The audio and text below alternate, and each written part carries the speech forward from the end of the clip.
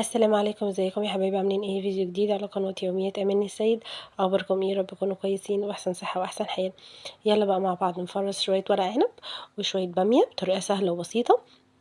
دول هنا كانوا نص كيلو بالظبط ورق عنب.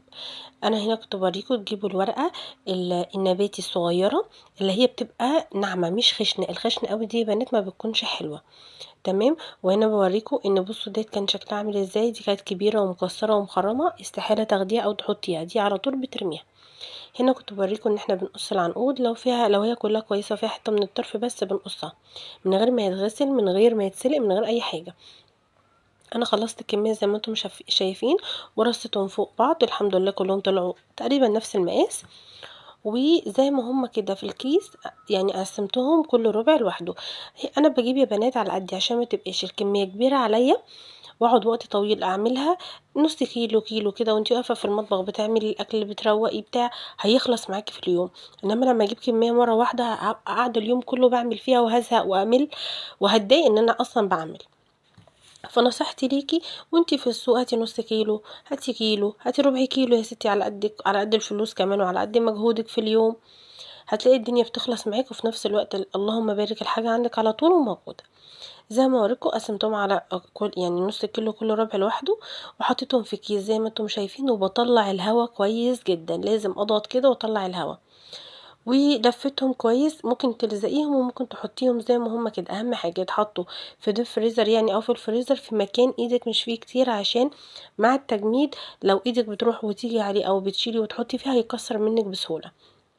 دوت هنا معايا كان كيلو باميه الحمرا بقى البلدي الجميله دي. بس للاسف الراجل كان مديني فيها كتير، يعني كبيره شويه، كان فيها كبير شويه. اللي كان كبير يعني كنت بقصها نصين. اول حاجه لازم تغسليها مره واتنين وتلاته. في بنات كتيره قوي او ناس بتاخدها تقمعها زي ما هي، غلط جدا. لازم تتغسل لان بيبقى فيها شوائب وبتبقى الميه بتاعتها مش نظيفه. هنا بتقمعيها لازم تعملي لها زي البوس كده اللي انا وريته لكم. وبقول لك ممكن كمان تشيلي منها الجوانب، حتت من الجوانب بتعملي لها بوز وبتشيلي الحته اللي من تحت. وبس كده. الكبيره بتقسميها على اتنين، والصغيره بتسيبيها، والوسط بتسيبيها. زي ما انتم شايفين كده خلصتها كلها اللهم بارك. وحله بقى ديت فيها ميه مغليه، عصره ليمونه، وهحط الليمونه وشويه ملح. خلاص. بصوا بقى الفوران ده اصلا كده ماده حافظه. والليمون اصلا الباميه بتحب الليمون جدا، وكمان بتساعد على لونها. يا دوب هنزلها في المية السخنة تقلب قلبة واحدة، او يعني بمعنى اصح تغلي غلوة واحدة. هتلاقي بقى لونها اخضر مزهزه كده. الطريقة دي من احسن طرق التخزين للخضار، بتحافظ على طعمها، بتحافظ على لونها، بتحافظ على فايدتها. انا بحب اعمل الطريقة دي جدا في معظم انواع الخضار، من المية السخنة على مية ساقعة بتلج زي ما انتم شايفين.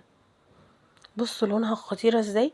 استحالة تجيبيها مجلدة من الفريزر، استحالة تلاقي لونها غمقة او بقى وحشة معاكي، او طعمها غير. بتبقى محافظة على الزلال اللي بيبقى في البامية ده زي القلقاس، وطعمها بيبقى حلو وما بيكونش مجلدة او ما بتاخدش وقت كمان في التسوية. زي ما انتم شايفين هاخدها بقى من المية الساقعة. خلاص انا كده اتأكدت ان هي وقفت عملية التسوية.